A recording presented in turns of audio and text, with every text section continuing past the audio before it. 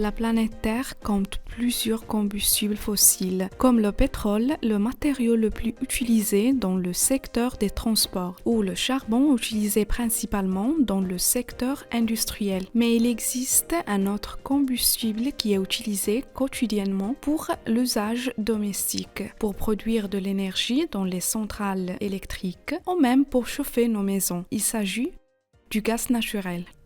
Le gaz naturel à l'état fossile se trouve dans des réservoirs et une matière produite par la décomposition anaérobie de matière organique.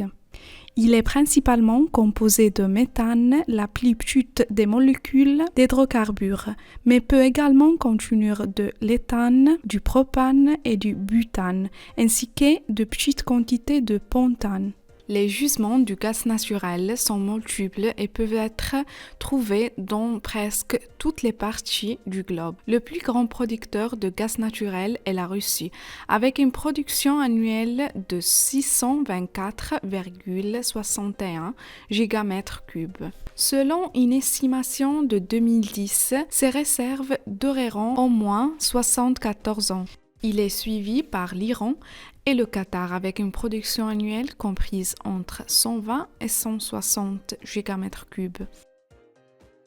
Mais comment le gaz naturel il est extrait? On trouve souvent du gaz naturel là où il y a un gisement de charbon, car dans les zones où il y avait des rivières et des ruisseaux, au fil des ans, des couches de tourbe se sont formées avec la décomposition des matières végétales. Ces couches de tourbe ont généré du charbon par la réaction de fossilisation et le gaz naturel n'est rien que plus que le sous-produit de la réaction de fossilisation. Avant de commencer l'extraction du gaz, il est nécessaire d'effectuer des inspections sur le terroir pour déterminer la taille de réservoir, la quantité de gaz présent et la faisabilité de l'extraction. Des géologues et des géophysiciens réalisent des tests sur le site du réservoir pour recréer numériquement le sous-sol en 3D. Grâce à une technique appelée sismique par réflexion, une sorte d'échographie du sol, des ondes sismiques sont tirées et en se reflétant sur les couches d'argile sous-jacentes. Elles reproduisent graphiquement le sous-sol, mettant en évidence les gisements potentiels de gaz naturel. Après ces premières étapes, on procède au forage d'un puits d'exploration pour constater avec précision la présence du gaz naturel. Ensuite, d'autres puits sont forés appelés puits de délimitation pour délimiter précisément verticalement et horizontalement l'étendue relais du gisement de gaz, afin d'avoir une évaluation précise de la quantité de gaz présente. Cela permet de garantir un rendement économique équitable pour l'entreprise qui investit dans un gisement particulier. Une fois que la présence de gaz et la quantité contenue dans le réservoir ont été contestées, nous passons à l'étape suivante, à savoir l'élaboration d'un plan de développement. Dans le plan de développement, on déterminera le nombre de puits d'extraction qui seront placés sur le site, de leur emplacement, de leur trajectoire, du type de puits, vertical, horizontal ou dévié, ainsi que l'emplacement et le nombre d'installations nécessaires pour manipuler et transporter le gaz extrait. Pour l'extraction du gaz naturel, deux situations différentes peuvent se présenter et elles dépendent de la localisation du réservoir.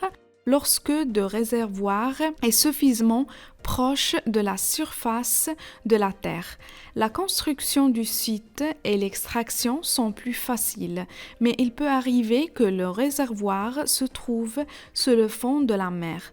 Dans ce cas, la préparation du site est plus complexe.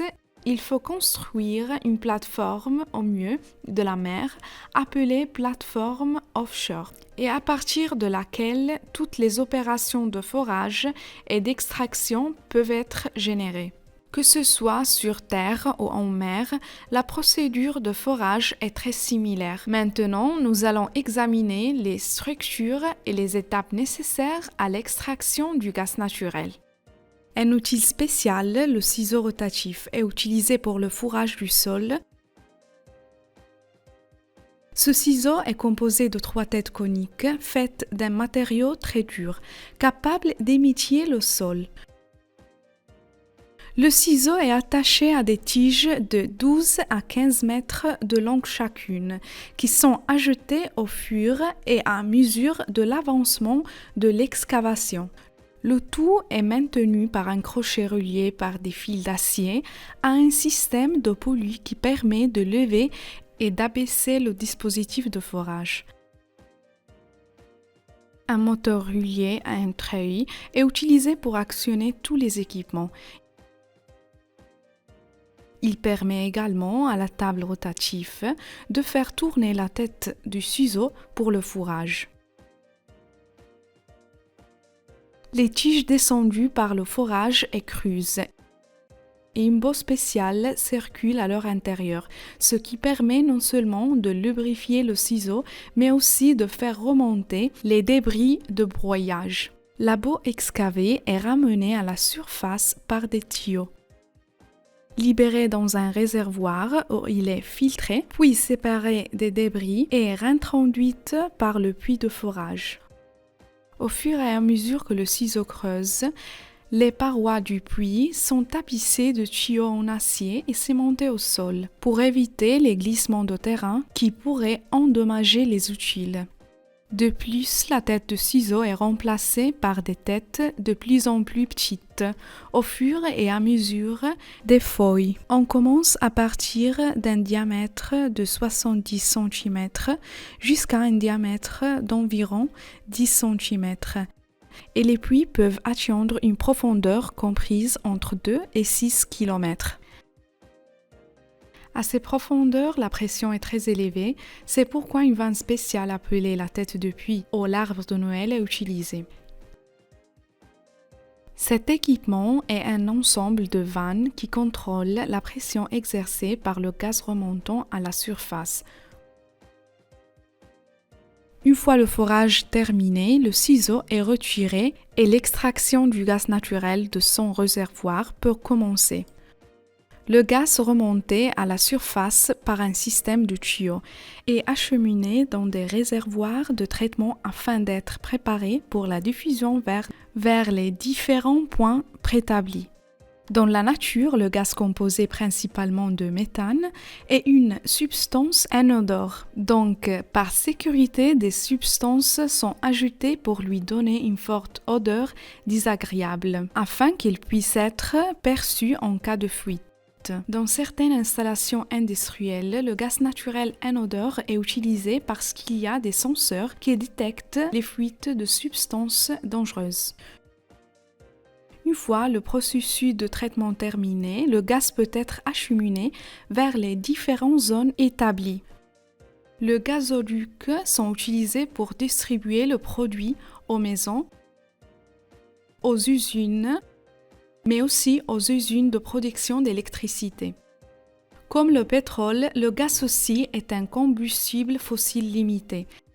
Les réserves de la planète peuvent être exploitées pendant encore de nombreuses années, mais la consommation de la population a augmenté de manière disproportionnée. Pour cette raison, ces dernières années, de nouvelles techniques ont été développées pour pouvoir produire du gaz naturel, comme la production de biogaz qui est obtenue par la décomposition des déchets ou par l'extraction du méthane du fumier produit par les élevages. La technologie de production de biogaz utilise des bactéries à l'intérieur de fermenteurs spéciaux, de sorte que les déchets organiques urbains, le fumier et les déchets agricoles peuvent être convertis en gaz.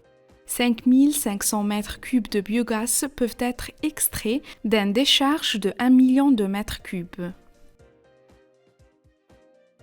Dans un monde où la consommation de combustibles fossiles connaît une croissance exceptionnelle, Ces nouvelles technologies de production peuvent-elles être la bonne voie vers une société plus durable? Si vous avez trouvé cette vidéo utile, faites-le nous savoir avec un like et un commentaire.